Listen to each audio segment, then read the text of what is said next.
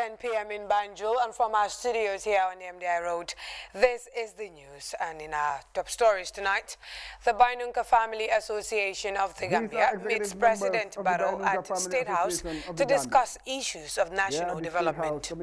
Boosting rice production, the Ministry of Agriculture joins partners to launch the $30 million regional rice value chain development project targeting 10 African countries. The judiciary launches the country's first rule of law roadmap as part of ongoing efforts to strengthen the judiciary and judicial systems in the Gambia. In sports, Wasahalat are crowned champions of the GDC free football tournament after a hard-fought 1-0 victory over Chola Kunda. Away from home, more than 8,000 people are arrested in Russia. The only goodbye Alexei Navalny could manage before heading to prison. Details of these and others coming ahead in the news. I am Fatu Elika Malushi, and thanks for joining us.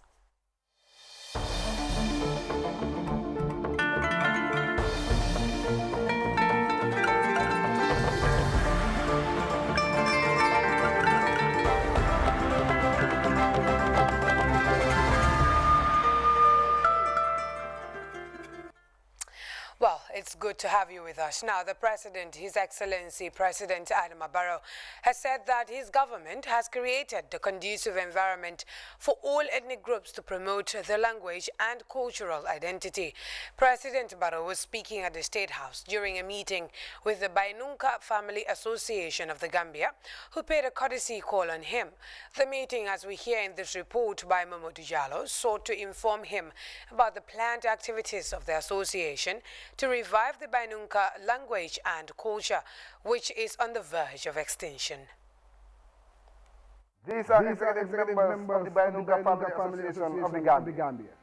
They are at the State House to meet the President and lobby government for support in the efforts to revive the Bainunka language and culture, which they fear is in danger. These are ethnicities that has been here for a very long time. In fact, our research is showing us that they've been here before the arrival of many of the ethnic groups in the Gambia.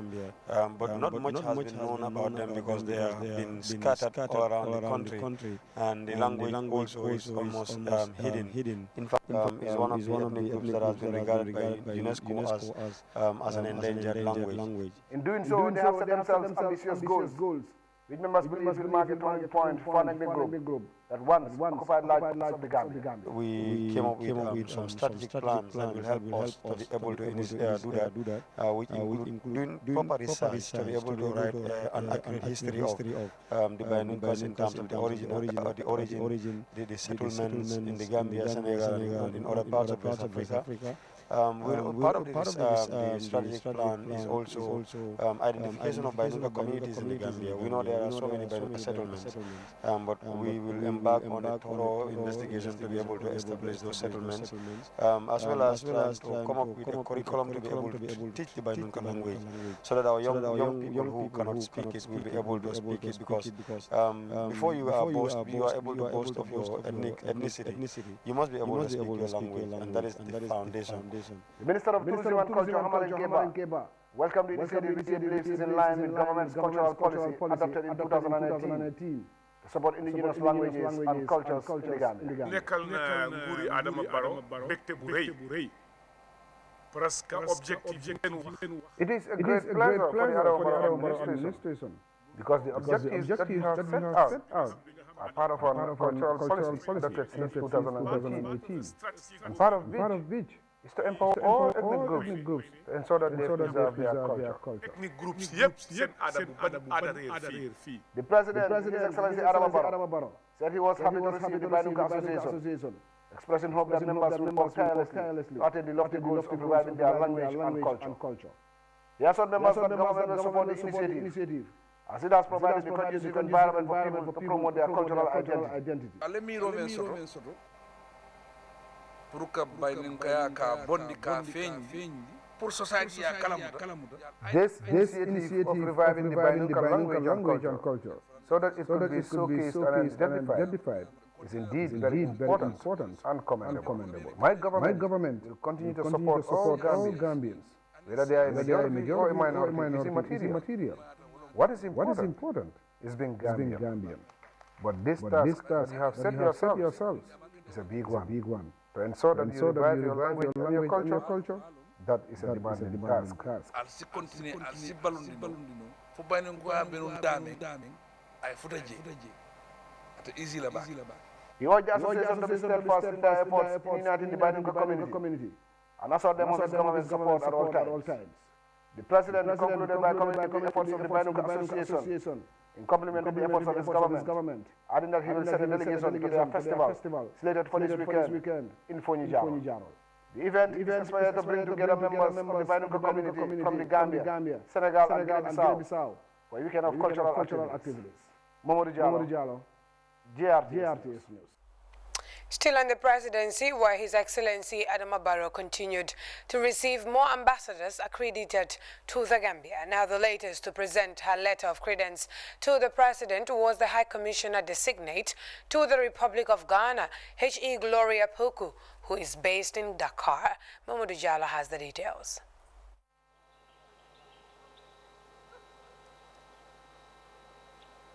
The new High Commissioner designated of Ghana, High Excellency Gloria Poku, was greeted by Kotagan upon arrival at the State House.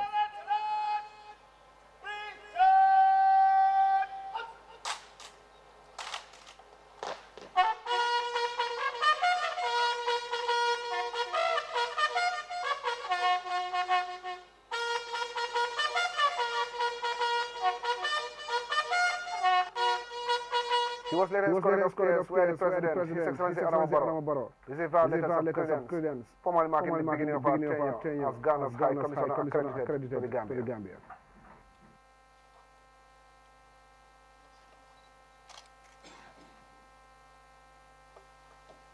After the usual protocols, which involved signing of the registry, High Commissioner Poku was seen by the Minister of Foreign Affairs, Dr. Mamadou Tangara. Mamadou Jallow, GRTS News. Now, earlier on Tuesday, the Honorable Minister of Foreign Affairs, International Cooperation and Gambians Abroad, Dr. Mamadou Tangara, on Tuesday, 2nd February, received the Ambassador of the Republic of Ghana to the Gambia, Her Excellency Gloria Poku, who was at the Foreign Ministry to present copies of her letters of credence before delivering the actual letter of credence to the President of the Republic of the Gambia, His Excellency Adama Barrow, on 3rd February 2021. The top diplomats seized the opportunity to discuss the long-standing friendly relationship between the Gambia and Ghana, dating pre-independence. The discussions centered on ways and means of strengthening the excellent bilateral relations between the two countries. In a similar diplomatic engagement, the Honorable Minister on Wednesday, 3rd February, received the Ambassador of Austria to the Gambia, Her Excellency Gerlinde Paschinger, in his office in Banjul. Ambassador Paschinger presented copies of her letters of credence to the Honorable Minister. Her actual letters of credence will be presented to President Barrow on Thursday, 4th February at State House. Minister Tangara and Ambassador Paschinger placed emphasis on the sector of education, in which Austria would provide scholarships to Gambians and also provide long-term diplomatic training for junior diplomats at the Foreign Ministry to undergo at the Austrian Diplomatic Academy. These scholarships will contribute immensely to building the capacity of Gambians across the board. During this brief diplomatic engagement, all the bilateral issues were also discussed. Now, the Authority of Heads of State and Government of the Economic Community of West African States, ECOWAS, met in an extraordinary session on February 2nd, 2021 via video conference under the chairmanship of His Excellency Nana Addo Dankwa Akufo-Addo, President of the Republic of Ghana and Chair of the Authority, in preparation for the 34th Ordinary Session of the Assembly of the African Union on the election of the new management team of the African Union Commission. At the end of this summit, the leaders released a joint communique, the text of which is read in our studio by GRTS's Aminata Isanyang.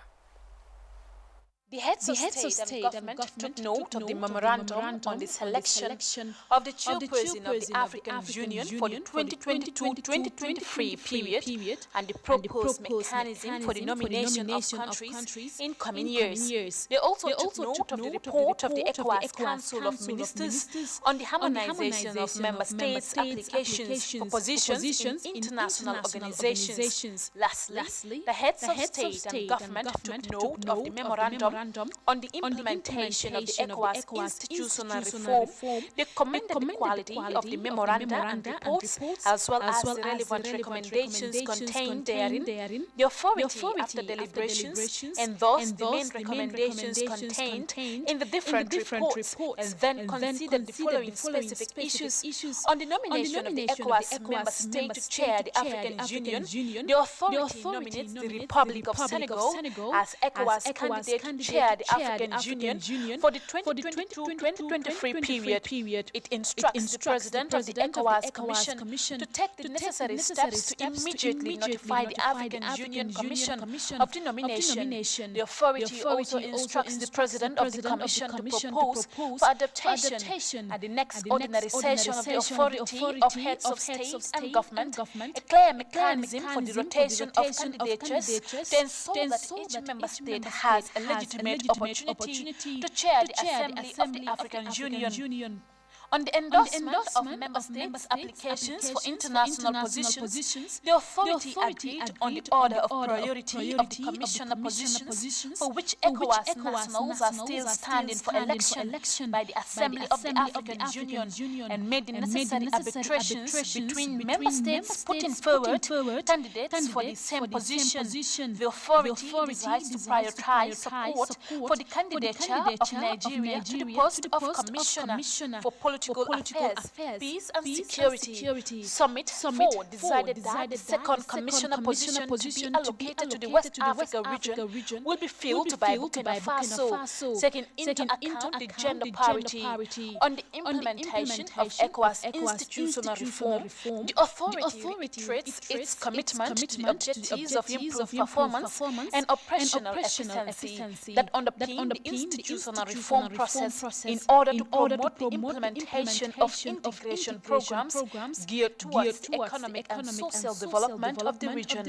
The authority welcomes the status of implementation of the ECOWAS institutional reform, particularly with regard to enhanced financial management and internal control of the institutions. The authority notes that the tenure of the current statutory appointees comes to an end in February 2022, and that there is a need to discuss the optimal structure, modalities for allocation of statutory positions, as well as efforts to streamline ECOWAS operating costs. To this end, the authority calls on H.E. Nana Addo Dankwa Akufo-Addo, President of the Republic of Ghana, with the support of the Ministerial AD-HOC Committee on the Institutional Reform, to lead the reflection on the issue. A report on these points will be submitted to the ordinary session of the authority to be held in June 2021.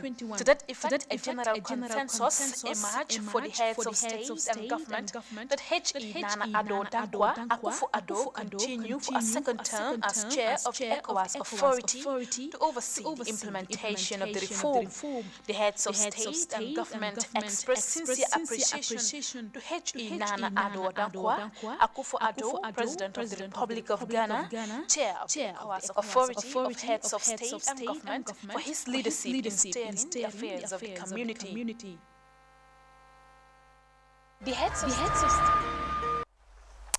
And now the Ministry of Agriculture, in partnership with the Islamic Development Bank and Bardia, on Wednesday launched the Regional Rice Value Chain Development Project worth $30 million implemented in 10 African countries, including the Gambia. The project, which will be in 2 phases, is targeting 2 million beneficiaries. Details in this report by Majan Barrow. The launching of the $30 million Regional Rice Value Chain Development Project brought together stakeholders under the Ministry of Agriculture, including its partners. The Minister of Agriculture, Amit Fabre, said the agriculture sector in the Gambia is dominated by small-scale rain crop production with groundnut, coos and rice, and traditional livestock rearing. and some of the predominant activities by farmers. Minister Fabre added the multi-million dollar project is expected to help the Gambia government realize its food self-sufficiency and reduce the country's dependence on rice importation. Regional Rice Value Chain Development Project is the newest project with the Ministry of Agriculture and is funded by Government of the Gambia, Islamic Development Bank and the Badia at a tune of about $30 million. The overarching approach of the regional program is a value chain where the private sector play a key role in developing the inputs and the output market, as well as value chain financing. Delivering a statement through video, the Islamic Development Bank Regional Coordinator Musa Silla assured of his bank's continued support for the Gambia's development objectives. The Islamic Development Bank, under the leadership of the President, Dr. Hajjaj, has initiated structural reform and institutional transformation in order to positively impact the lives of the people of our countries.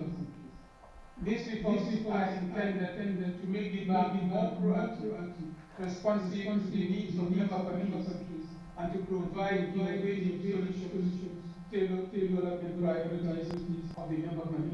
The permanent secretary at the Ministry of Agriculture, Ibrahim Sissawo, said the Gambia's dependence on rice importation needs addressing. The project he went on is expected to reverse this trend with the improvement of local production. We are very hopeful with the cooperation of our development partners.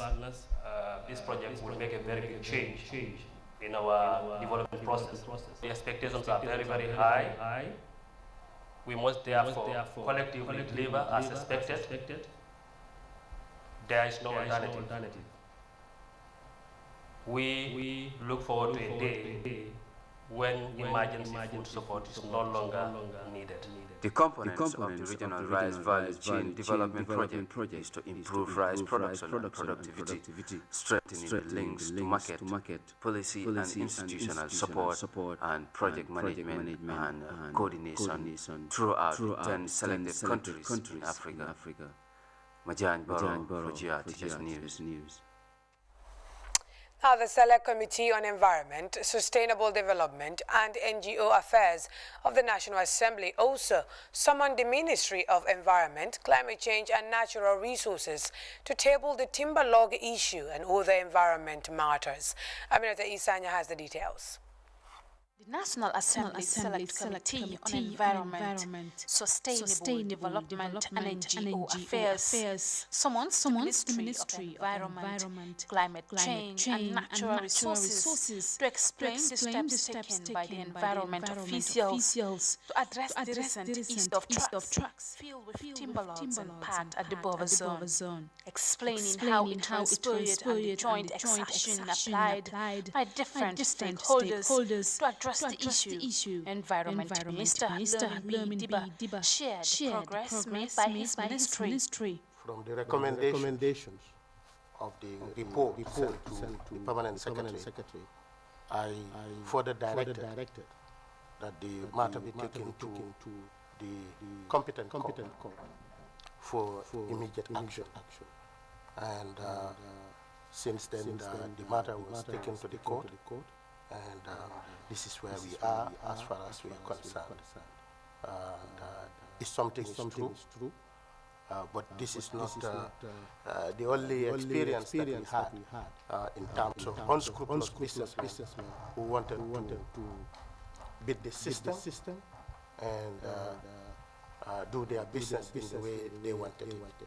Lamin Badger, forestry officer, highlighted the significant oppression they've been doing. The collaborative work that we are doing with the police.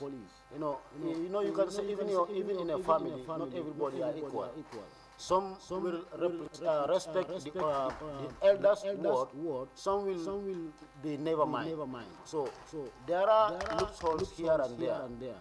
that we will fail to misunderstand each other, and that will cause some havoc in the job. But meanwhile, from our authorities, what we heard from them is we have to work hand in glove to ensure that whatever is coming on illegally is stopped and be prosecuted. Considering the continuous illegal transport of timber, Environment Minister shared plans to adjust the laws into more severe punishments to put a halt to the practice. He as well shared the meetings held with the Senegalese counterparts in a bid to jointly address the practice, which is causing both countries' environmental damages. The National Assembly members took turns to ask questions and as well make significant suggestions and comments for the ministry. Thank you for honoring our invitation. If there is any motivation for you coming here, we believe fervently that it has to do with national interest. That is the overarching factor behind it. And we have seen that for the fact that you have availed yourself on time. We want to thank you profusely for seeing the Gambia and for looking at the bigger picture. We are grateful, and we hope this collaboration will continue to grow from strength to strength. The Environment Ministry pledges to continue working closely with the stakeholders to curtail the practices causing environmental degradation. Amita Isanyang, GRTS. Now, the judiciary of the Gambia on Wednesday held a high-level stakeholders forum to launch the rule of law roadmap. Happening for the first time in the Gambia, Chief Justice Hassan B. Jallow, Minister of Justice Dauda Jallow, and the Honorable Speaker Mariam Jack Denton were among the religious leaders, state councils, and CSOs present to witness the milestone achieved. Zainabu Jani was there and she filed in this report. The Rule of Law Roadmap and the Index was put together with the support of the United Nations Development Programme, government ministries and the judiciary of the Gambia in a bid to provide a basis of peace, justice and drive the judiciary in the right direction. Chief Justice of the Gambia, Hassan B. Jallow, emphasized the importance. Justice is not just a matter for lawyers and judges or magistrates. It's a joint enterprise between the lawyers, the judges, and the general public. Justice is there for the public. And that is why the law requires, for instance, that we must carry out our functions in public. Cases must be subjected to public hearings. There needs to be transparency and accountability in the execution of our functions. And so the public has a stake in what we do. Their perceptions are important to us as well. With the legal background herself, the Honorable Speaker of the National Assembly, Mariam Jack Denton, highlighted the importance of the move by the judiciary, a program, she says, will allow the judiciary explore their challenges and find solutions. But in spite of all these achievements, it should not be forgotten that the judicial system in the Gambia faces many challenges, the core of which includes inadequate infrastructural support and investment, and this has affected to a great extent the proper and timely administration of justice. The lack of law reporters is of particular concern as it restricts the judiciary in its fundamental duty to give timely judgments. The absence of adequate stenographers and court reporters further impede the judiciary in carrying out its duties effectively.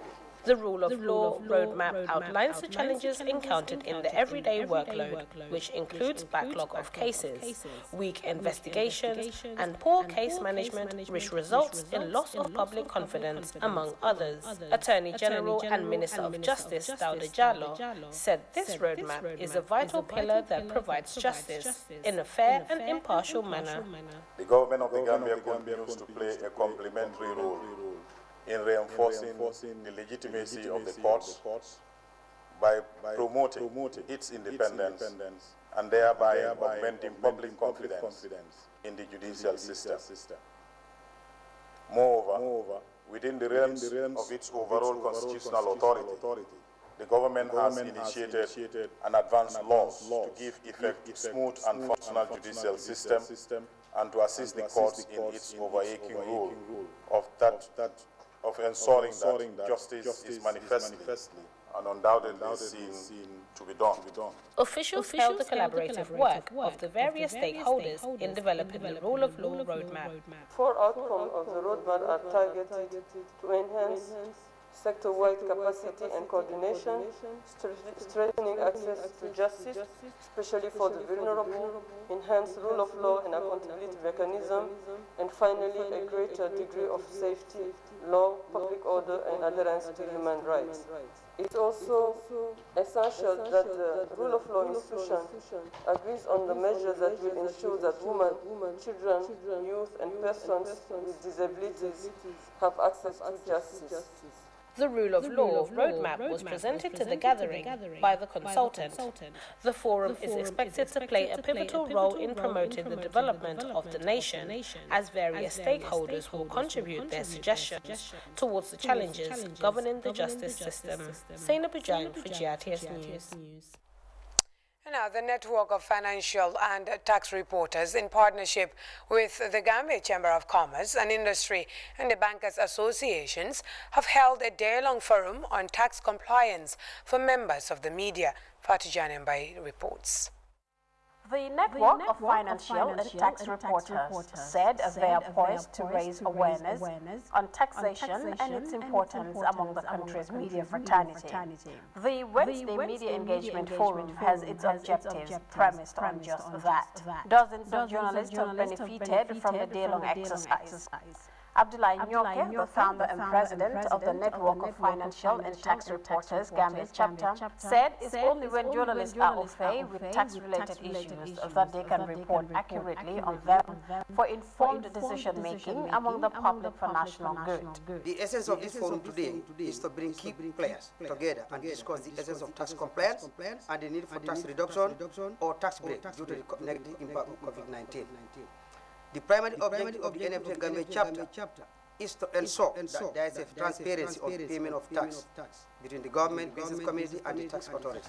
Topics discussed during the day-long capacity building include the role of the media in creating awareness on taxation, the need for public-private partnership, and the negative impact of COVID-19 on businesses. Facilitators included Lamin Cham, the editor-in-chief at the Standard newspaper, who labored on the role of the media in promoting tax compliance. The media is always, anything you are doing should be the voice and the eyes of the general public.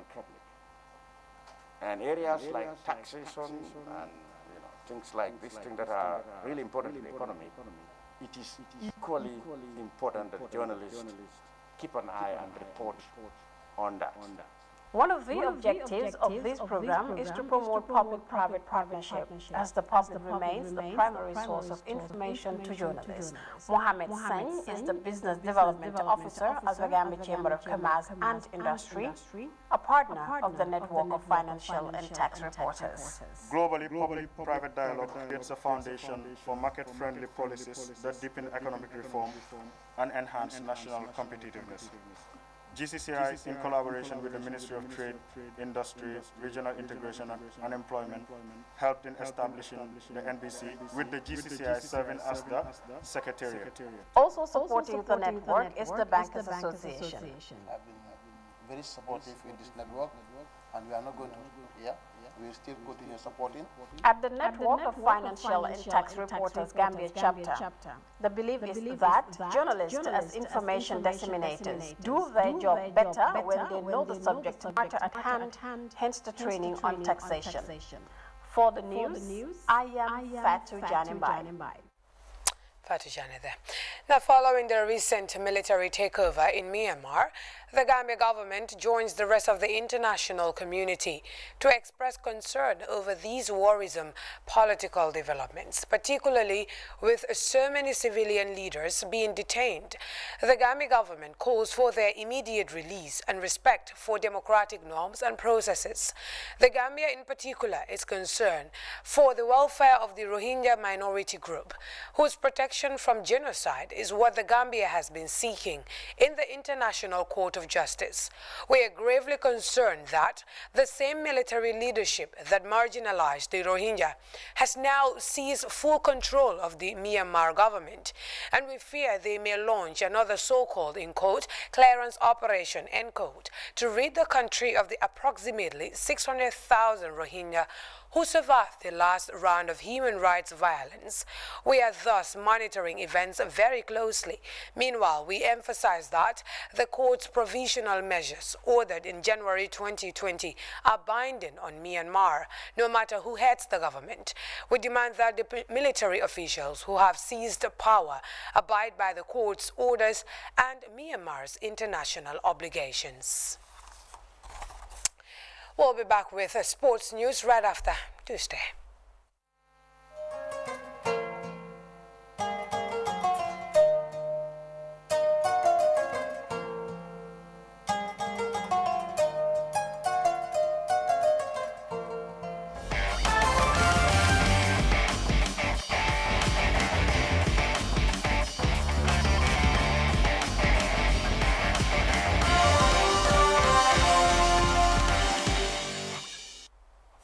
Welcome back. Now, Wasalat are the champions of GDC Free Football Tournament after a hard-fought 1-0 victory over Jola Kunda in a colourful final attended by a massive crowd that included the GDC party leader Mama Kande. Famara Baji witnessed that final and he files in this report. This tournament has more to it than football, as organizers move to strengthen national unity and initiate programs for youth engagement. In its start here, the exciting community solidly expresses the symbolic unity, binding participants in this sporting undertaking. This tournament have created an atmosphere where our young people can know each other and love each other and make a better understanding that this country belongs to them and nobody else. And to make this country move forward, it cannot happen in the absence of unity. The tournament is bringing a lot of impact in the society. Because youths now have forget their difference. And know that in order for this country to develop and the Gambia at large, they must come together in the same platform to share ideas. On the pitch, an intense and fiercely contested encounter brought Jola Kunda in blue against pink-coloured Sahawad. The growing football-loving community of Serekunda is emerged strongly to justify their attachment to football. A boisterous crowd gathered at the worn-out park to grace the final as two rivals battled to best each other.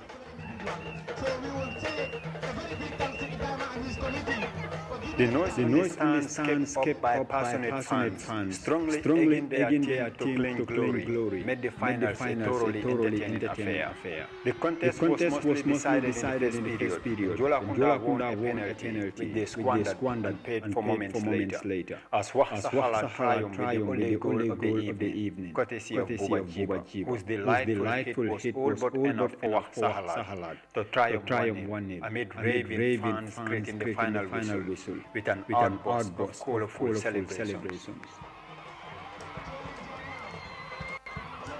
If you look at the way grassroots football is in the Gambia, I mean, it's not going accordingly. So we need stakeholders outside invest, and we are really thanking Mama Kande for coming up with this initiative. And we are hoping to see more of a kind. This is the third time. You join for free.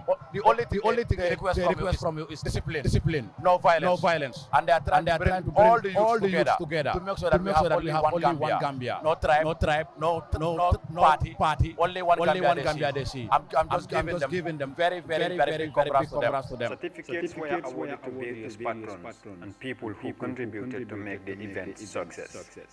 A great performance before an exciting crowd. Jola Kunda received the runners-up prize as the day's big winners Wasahala went home with the trophy and grand prize. Famara Baji, GRTS News. We'll take another short break. When we return, we'll look at international news. Stay.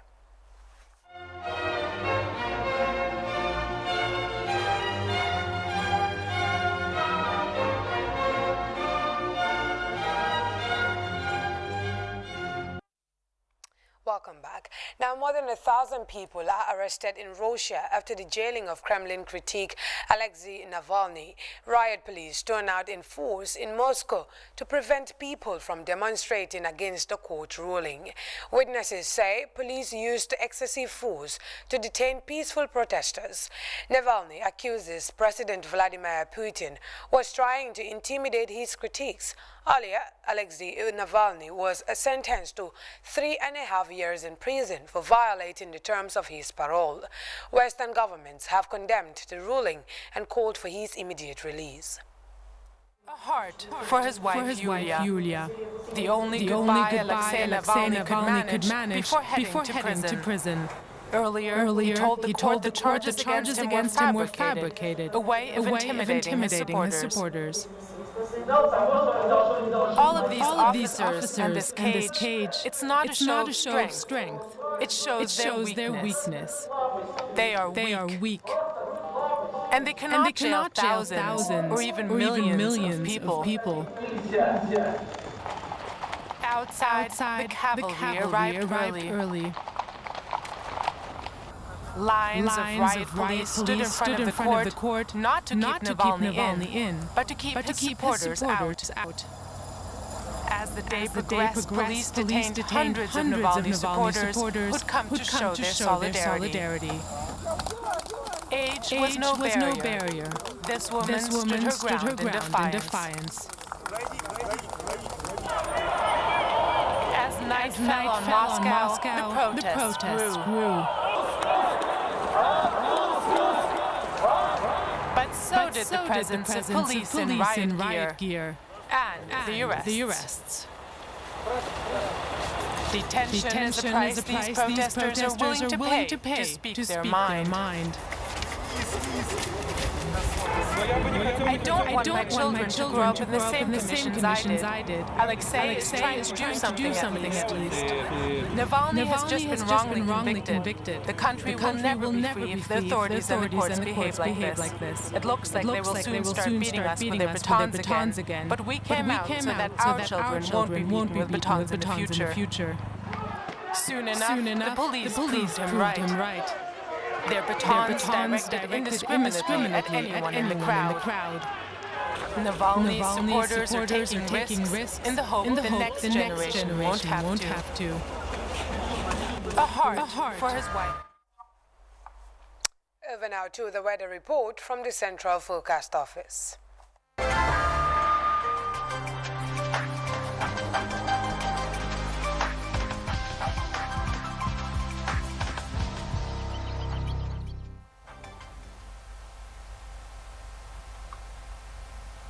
Hello, good evening viewers. Welcome to the weather updates from the Central Forecast Office.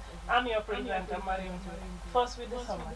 For the past 24 hours, it was cool and partly cloudy in the morning, while warm and sunny in the afternoon, with slight haze during the period. Tonight, fairly cool and stable atmosphere will prevail in the early hours, becoming cool as the night progresses. Tomorrow, cool and partly cloudy conditions are expected in the morning, while warm and sunny during the afternoon. Surface flow will be northwesterly over the coastal area and northerly over the inland area, with speed ranging from 5 to 20 kilometers per hour. Minimum temperatures across the country are expected to be 18 degrees over North Bank and Upper River region, 20 degrees over West Coast region, whilst the rest of the country records 19 degrees Celsius respectively. Afternoon temperatures will increase to 36 degrees over Greater Banjul area, 37 over West Coast region, whilst the rest of the country records 38 degrees Celsius respectively. For those going to sea, low tide will be 0.4 meters at 9 a.m., 0.5 meters at 9 p.m. High tide will be 1.7 meters at 2 a.m. and 1.5 meters at 3 p.m. Sea state will be moderate, with significant wave of 1 meter high, northwesterly swell. The sun is expected to rise at 7:34 and set at 6 minutes after the hour of 7 in the evening. That's all we have for you from the Central Forecast Office. Do have a pleasant evening.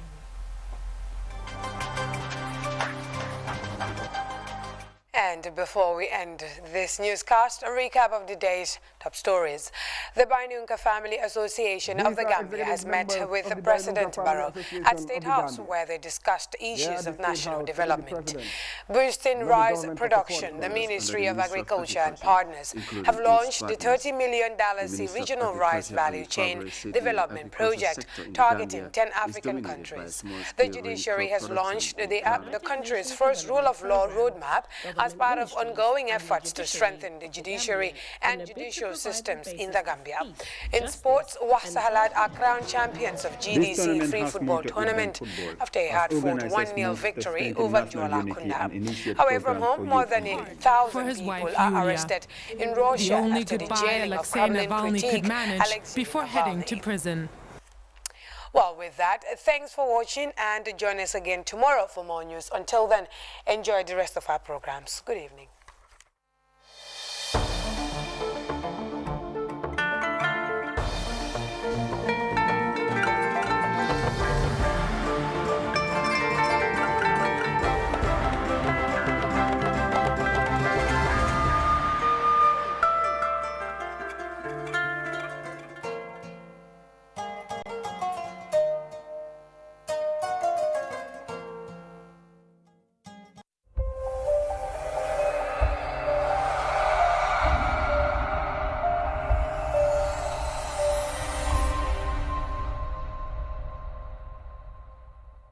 banta ba ka mi yalon ko ay musunani le sambanan musol min yalon ko bota do ko fanna jamalto bibi na kacala ibina kacala kaca dinkira min to wolem surwal ka fo minna tahaway jigeni mande kol ka fa ay musol la lodula bi kaca dum bina sujula munela wolem al hawala koti tajinte real minu kake musol nin dinne